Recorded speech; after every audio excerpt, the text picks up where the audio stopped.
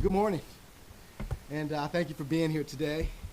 I'm Chief Al Jones. Over the past 5 weeks, Arlington Police Department responded to several high-profile incidents, including multiple homicides. I want to be clear, as a community, we are not going to accept or tolerate this kind of activity in our city. I also want to assure the community that Arlington Police Department will do everything in its power and to use every available resources that we have to hold those responsible for these crimes. With that, I'm pleased to announce that we have made arrests in 2 of our recent homicides. I'll start out with the first incident that occurred on December 29th. That morning, officers responded to a shopping center in the 6500 block of New York Avenue to investigate what reported was a physical struggle between a man and a woman. When officers arrived on the scene, they found a woman who was later identified as 56-year-old Tho Tatiyu, laying unresponsive on the ground, and she was pronounced deceased at the scene. Through the course of our investigation, we determined that the male pulled up next to the woman in the parking lot and attempted to or grabbed her purse and stole it. As they fought for her purse, we believe the victim fell on the ground and was run over by the suspect vehicle as he fled the scene. When the detectives began investigating the case, we did not have a lot of leads to go on. We had some vague description of the suspect and the suspect vehicle. While homicide detectives spoke with witnesses and reviewed evidence on the scene, our real-time crime center began looking at available cameras in the area. After reviewing footage, they were able to provide investigators with a possible vehicle of interest. Over the next several weeks, detectives were able to build on those leads, and they did some really outstanding police work that led them to a 35-year-old Fernando Taylor. Once they obtained a warrant for Mr. Taylor, our partners at the Houston Police Department located him in their city and took him into custody without incident.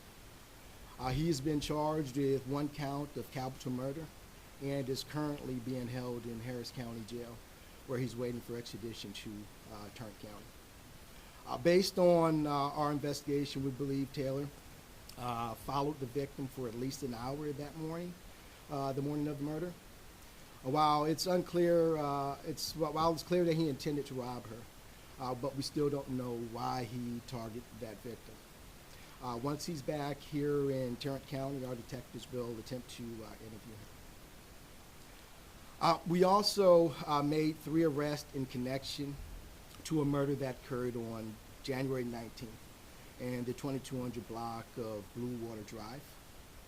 Early that morning, around 12:30, our officers responded to an apartment complex to investigate a report of a fight. When they arrived on the scene, they found a man who was later identified as 51-year-old Frank Kazanika, laying on the ground, and he was brutally beaten. He was transported to the hospital, where he later died from his injuries. I can tell you the victim's injuries were so severe that it took us almost 2 days to positively identify who he was. A witness captured some video, cell phone video of the attack, which showed 3 men assaulting the victim. 2 of them were hitting him repeatedly with a large object. The video also showed a pickup truck and a Ford Mustang that were no longer in the parking lot when the officers arrived. We believe that the suspect left the scene in those 2 vehicles. The detectives recovered the Mustang the next day at an apartment complex about 4 miles away from the crime scene. We learned that it belonged to the victim. We believe the suspects took the victim's Mustang after the attack and dumped it there. Inside, we found several items that belonged to one of the suspects, which helped us to identify him. After further investigation, we were able to identify 3 suspects and obtain warrants for them. Members of our U.S. Marshals North Texas Task Force located the subject here, or located 3 subjects here in Arlington, and took them into custody without incident. Each of them have been booked into the Arlington City Jail on 1 count of capital murder. We'll provide you with the arrest reports that contain all of their names and ages. We are still working to determine why the suspects attacked the victim. Both of these investigations were very complex and required collaboration between many different units and law enforcement agencies to solve. I am incredibly proud of the dedication, the professionalism, and the efforts shown by the employees who worked on these cases. That included our homicide unit, the real-time crime center, the economics crime unit, our community action team, patrol, and our net team. We want to make the family, well, we want the victim's family to get the justice that they deserve.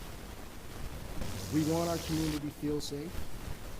And I can say, or I think a lot of people will rest easier tonight, thanks to the hard work of the men and women of the Arlington Police Department.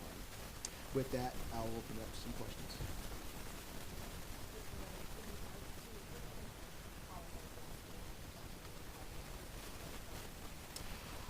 Yes, that investigation is still being worked. I can tell you, after speaking with the detectives, they have made some progress. Unfortunately, we haven't made an arrest on it, but we are making progress in the right direction.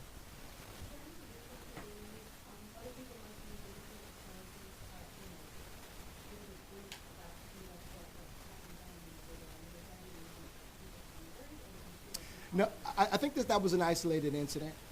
What I really want to drive home, I know that we've had a lot of incidents over the last month, and that could give you the perception that crime is up here in Arlington. That is furthest from the truth. If we can compare 2023 numbers to 22 numbers, we're down 17% on violent crime here in the city. So I'm really excited and proud of the work that our men and women have done over the last year, and that we will continue to do. The 35-year-old that was arrested in Houston, he came from Houston to commit the crime, or did he He came from Houston. He came from Houston the day of, and he found his way to the Arlington City, and he started following this woman around. Like I said, we still don't know why, but he did come from Houston that day. And how about for the later departments, the people who were arrested? Well, there's a combination of both. One of the gentlemen had an apartment, or used to rent an apartment in that same apartment complex, which he had moved out. Right now, we believe that they were staying somewhere in Fort Worth.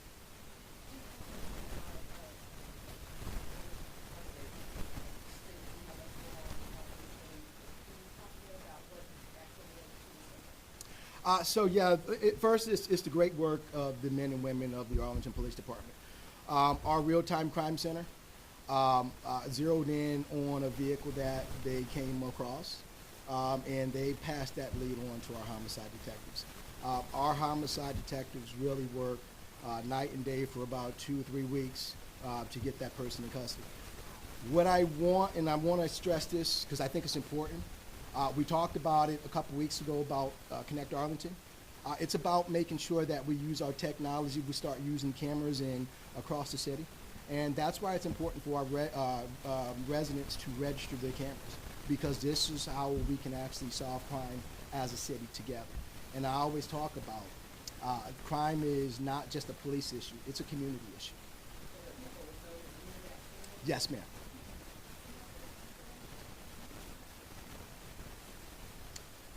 Yes, he did.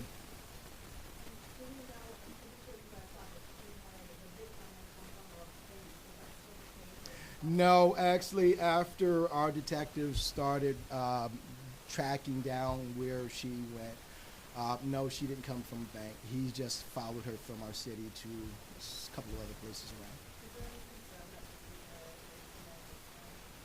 No, not at all. I think it was just a crime of opportunity. You talk about the electric being, how did that go down? How did you guys, did Houston PD help you? Did Sheriff County Clerk help you? Yeah, so once we identified who he was, our folks, our detectives worked with the Houston Police Department and the Gulf Coast Task Force down there to actually track him to get him in custody. Yes. So did he give up willingly, or was there?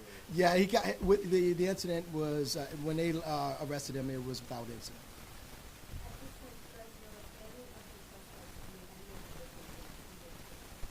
Not from what we understand now.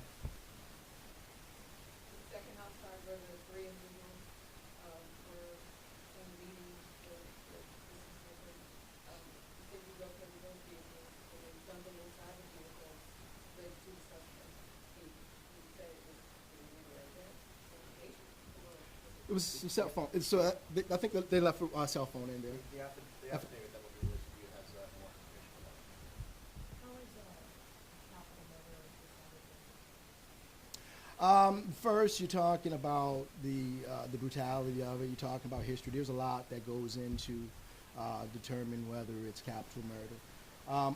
For the first one, not only do you have a homicide, but you also commit a robbery during it. That's part of it. And then you're talking about, so there's a lot of different things that go into determining whether it's going to be a capital murder or just a regular murder case.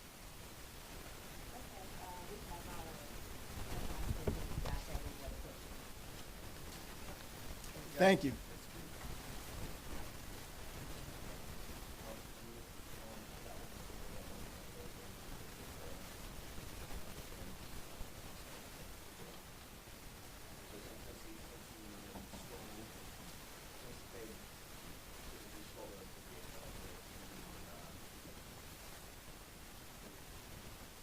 Good morning. My name is Detective Crystalline Robinson. That's Krystallane. Last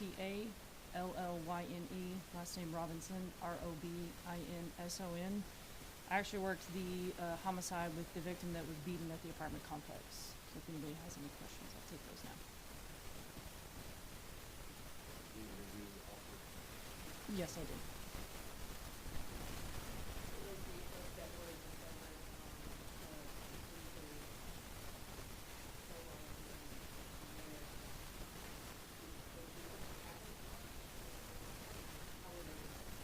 They were discovered through our real-time crime center. They were able to track them through cameras, honestly, is how they were able to track them down.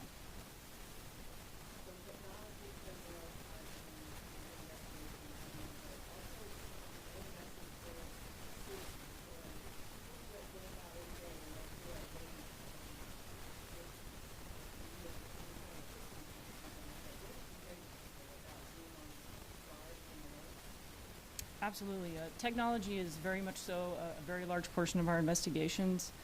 Like Chief Jones said, definitely having cameras is vital to us. Even if you, as a citizen, you don't think it's important, it can be important to us.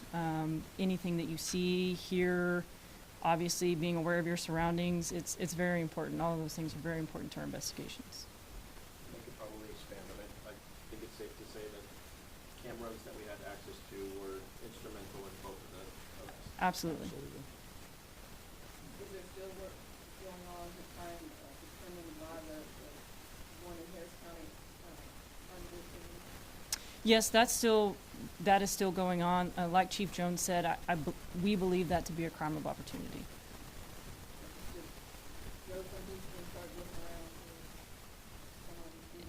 That's possible. I don't know. I didn't work that case, so I don't know the answers to those questions. And you're still trying to figure out a motive for your case as well, right? Of why they beat this man? Well, I can tell you what we think is that this was over a car accident that could have occurred. I can't be 100% positive about that, but based on our investigation, that's what we think. Brutality sounds overwhelming. It's very brutal. It's a hard video to watch, and it's a very brutal murder. Did those suspects have priors? One of them did, but the other two did not.